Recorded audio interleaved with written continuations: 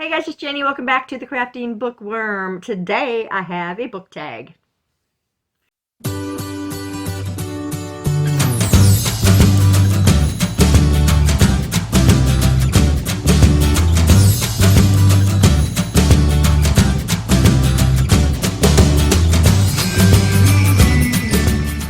Okay, welcome back. Welcome new subscribers. Thanks to all of you for your continued support. Whether you're here for books or crafting, I appreciate each and one of you, your time, your likes, your comments. I enjoy all of that, so thank you for that. So we have a book tag today. I was tagged by Bobi over at Paginator Reads and Journals.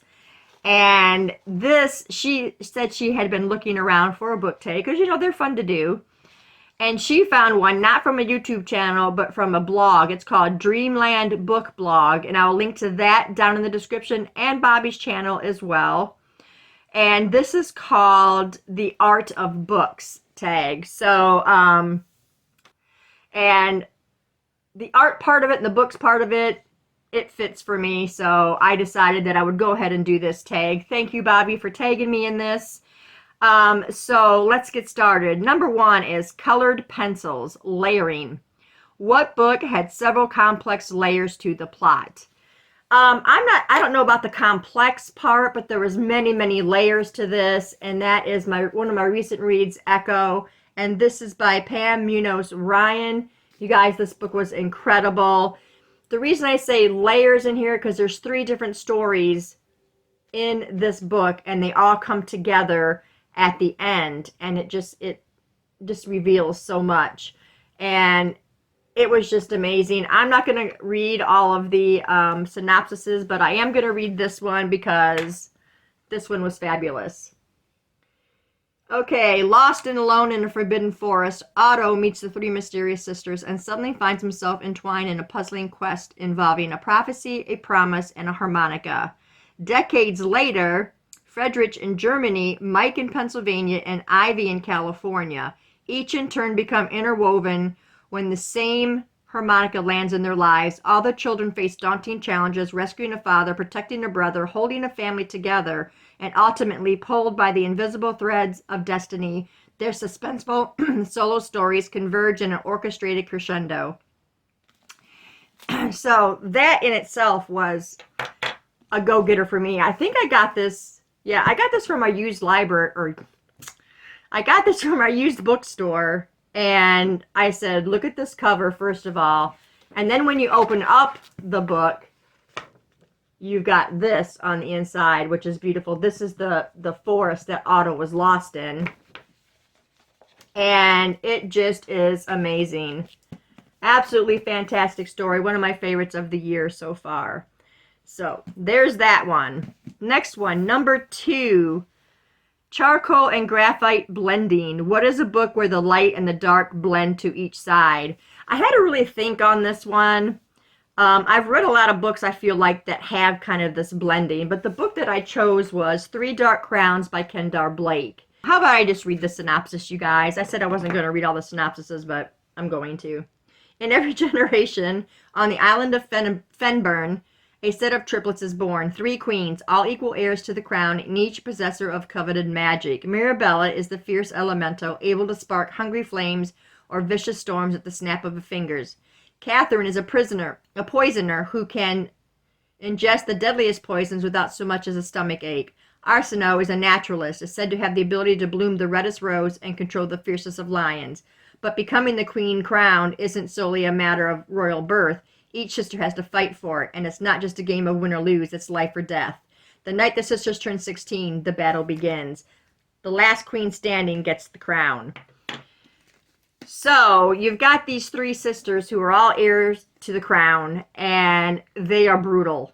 That's all I'm going to say. There is so much light and so much darkness with these 3 sisters. I'm not going to reveal to you who's the dark and who's the light, but it was a fantastic read. I also read the second book, but I have, I think, 2 other books to read in this series. So it was fantastic. A great mix of good and evil. Okay, number 3. Pen and Ink, Crosshatching. What is your favorite book series with the most volumes? I think you all know the answer to this. The Robert Hunter thriller series. This is the very first book in the series, The Crucifix Killer. This book was the, it was just like a grab. You know, it was on the sales rack at a used bookstore. I'm like, it's on sale. It sounds pretty good. Thus, a new series was born for me. I'm not going to get into the oohing and ahhing again over this series, but Chris Carter has a talent. He is just so good at thrillers. And his character, Robert Hunter, is fabulous. So what this series is really about is it's about Robert Hunter, and he works for the LAPD. He's in the ultra-violent crime, the UVC unit of the police department, and they get to deal with the really ugly, messy crime scenes. And they're always serial killers. They don't always know that at the beginning, but there's always a serial killer involved. So if you guys want a really good thriller series, that's all I'm going to say. Chris Carter, Robert Hunter thriller series. Fantastic. Okay. Number 4 is Marker, Permanence. What is a book that has been permanently driven in your mind? And for that one, I'm going to say Haunting Adeline. This is a book I just read. I think it was earlier this year. I had read it. I know I got it last year around October. I'm not sure exactly when I picked the book up. But yeah, this book was just something else, you guys. It's very, very dark. I just want to share that with you at first. And this covers the trafficking ring, child trafficking, you know, trafficking of women and all that stuff is what this is based around. And just some of the stuff that they go through in the story and the things that Adeline deals with. Yeah, it's just, I'm not gonna read the synopsis or anything on here. But yeah, very dark, so keep that in mind, but very poignant story. Like, there is just so much that goes on and happens in this book. And, you know, there was a lot of hype. Even the lady I got this from Barnes & Noble, she actually said that it was their bestseller. So, yeah, it was very, very good, but very, very dark. And I will never forget the story. Ever. Okay, the next one is 5. Acrylic Paint, Vibrancy. What is a book with a vibrant cover or character? Okay, so for this one, I chose this, The North Child. I thought I wrote down when I read this. It's by Edith Patton, but I think it was 2019 that I read this book. And just look at this cover. I don't know if that's vibrant enough for some, but you guys, this cover is beautiful. It's padded. You go on the inside and you open up to this. And this is a story of a young girl who was said to be, she was going to be a traveler. She was a born traveler when she gets older. And she makes a bargain with this white bear. And she gets on this bear's back and they travel. And they end up at this kingdom, this castle that is completely empty. And that's all I'm going to say. This is going to be a book that I want to reread and refresh my memory on this, because only little bits and pieces come back to me on this book. I mean, I read it 5 years ago, so, but yeah, well, almost 6 years ago.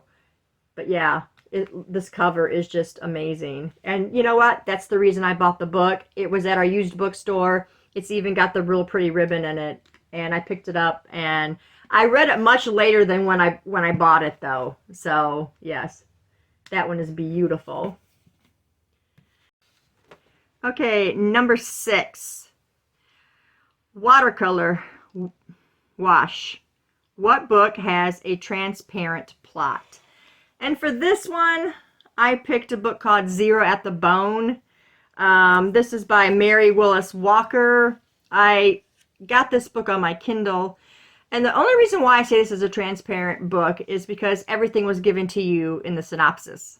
Like, I can't even believe that they put as much stuff in there. And what happens is we have this woman who's having a really hard time trying to make ends meet. She's going to lose her house or lose this, or, you know, she has to pay up on this, and she just doesn't have the funds until her father, who she's been estranged from for 30 years, gives her a call and offers her $19,000 if she will do something for him when she goes to visit. But go figure, when she gets there, her father dies. And then she gets wrapped up in the investigation to try and figure out, you know, what's going on. The only thing you don't know is who is behind everything. Everything else you know to a T. And that's probably been the most transparent book, already knowing what's going to happen. And the only reason that I read this book was because it was the letter Z, and I needed it for my A through Z challenge. So, yeah. Zero at the Bone by Mary Willis Walker. Okay, number 7, oil paint, texture. Name a character or creature that you remember vividly because of how well they were described. And I am going way, way, way, way back to It. This is my all-time favorite book. It is a chunker of a book. And I want to say that this was the first Stephen King book I ever read. I want to say this is the first Stephen King book I ever read. This is what introduced me to him. And, you guys, I'm not talking about Pennywise as a clown. I'm talking about Pennywise in its normal form, in what its original form is. And then, you know, when you're reading it and then you see the movie of it and you actually see it on screen, it makes it just even more, I don't know, real. But the description of this creature is fabulous. That only Stephen King can write. Like, it just fantastic. And, you know, another point of this book is I really enjoyed the story mostly because of the 7 kids who find each other, who form fabulous friendships, who protect one another from the bullies. And then you see them through their life, and they all come back as adults. And it was just amazing. The friendships, the loyalty to one another, absolutely loved that. But that's my favorite part of this story is the characters that are in it. So for either the characters, you know, human beings, or our vicious creature that you also learn about in here. And it also makes me realize why people are scared of clowns, you know, because he depicts a good, terrifying clown in this story. But yeah, so I gotta say, for both creatures and for human beings, they're so well created that I have vivid memories of each one of them. And especially when you see it come to the screen, they chose fantastic people to play those characters. I'm talking the old It, not the new one. The very old It. And they're all fabulous. Stephen King can just create a character like nobody's business, and I'll always say that about him. That is one of his biggest strengths, is his ability to create a character and make them as a whole person, and you learn all the backstory and you know who they are and what they stand for, and I absolutely love that. So yeah, I'm rambling. Let's go to the next one. Number 8, digital paintings, new age media. What is your favorite new release book? Okay, I was tossing this one around a little bit because there's 2. Okay, one came out last year in September and one came out in February of this year. So I still consider both of these new releases, especially the one that came out this year. So that one is Where's Molly by H.D. Carlton. This is a spin-off of the Haunting Adeline series, and this is about Molly. And Molly was a character. She was one of those children who were trafficked. She wasn't real young. I think she was in her teens. And she leaves a diary behind that Adeline finds to kind of help crack this ring. And this was very dark as well. And I just felt so much for Molly reading this side of it, because in this book she's been gone for 2 weeks. Nobody knows where she's at.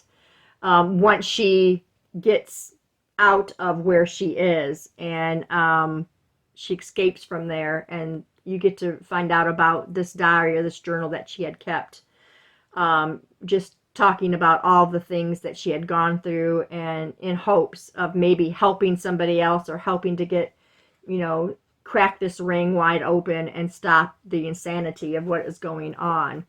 The other book that I chose was Holly by Stephen King, which came out last September. And I read it not too long after that, I don't think, unless I read it earlier this year. But it came out in September. And this is in the line of a trilogy of books by the Bill Hodges trilogy. And then The Outsider came after the trilogy came. And Holly is a character in those books. She's kind of like starts as an apprentice to Bill Hodges. And now she's got the case. Very well written. It's Stephen King. He doesn't write only horror. He does write mysteries and thrillers and stuff as well. So I have to choose this one over Where's Molly, because I think this was not as dark and dreadful, I guess you'd say. And so I enjoyed this one a little bit more. Okay. 9, Canvas. What book had the best original ideas? And I had just read this one earlier in the year, and it's The Measure by Nikki Ehrlich. I was going on and on about the book review of this, so there is a review of this, and I have never read anything like this. I was going to say Caravel, because that one also was very magical and different also in its elements. But this one, you have all these people, they go to bed at night, and they wake up in the morning, and they all find a little box on their porches. Now, this goes across the globe. The whole world gets this little box. And in this box is their measure of life, and it's exactly how it sounds. It is how long their life will be. And you've got those people who don't want to look in the box because they want to just live their life like they normally would, because, God already knows, everybody's lifespan. He's got all this already planned out. And so I was thinking, divine intervention, is it a test, to see if people are going to open the boxes and look at their strings, because it went across the news very quickly, and then people would start seeing it, whether they are away from home and someplace else, they'd go home and see the box. Are they going to open it and look?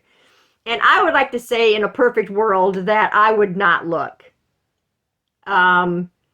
Because like I said, our lives are already planned out, and that little string isn't going to change anything.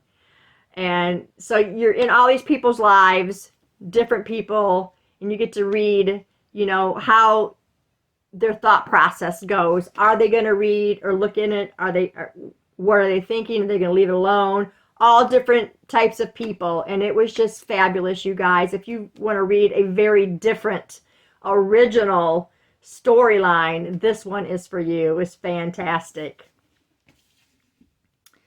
Okay, and the last one we got here is paper, scrap paper. What book should have been scrap paper and reworked? And I already, let me move this stuff. I have to get to it. I just have the book cover because I'm already repurposing the book. This is Ghost Eaters, and it's by Clay McLeod Chapman. And you guys, I just didn't get it. It was a very small book. It wasn't very big, as you can see by this cover. It wouldn't have been very big. But I don't know, you guys. In this book, you can take a drug and you can see dead people. I feel like when they got to the point, they were just in limbo, and that was the story. It wasn't going anywhere. There was no structure to the story at all. I gave it 2 stars, which was probably generous, but I feel like it could have been so much better.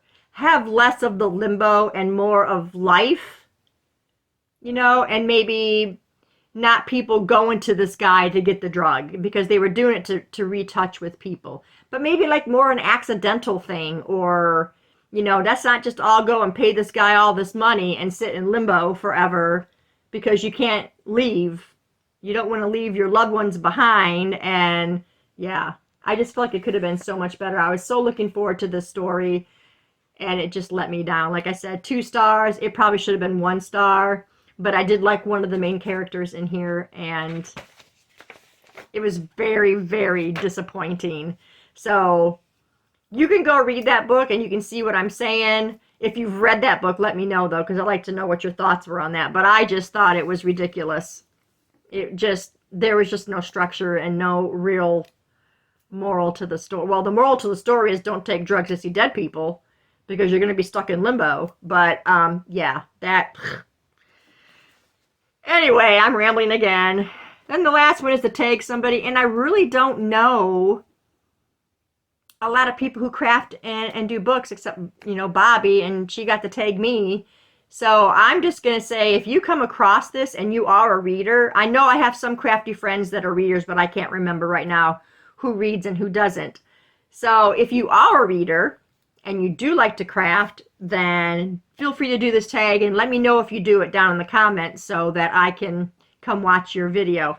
But please go visit Dreamland Book Blog and then Bobi's channel at Paginator Reads and Journals, and give them a thumbs up, and give me a thumbs up if you like this tag. But that is all I have for you guys today. Thanks for staying tuned, and I'll see you in the next video. Bye.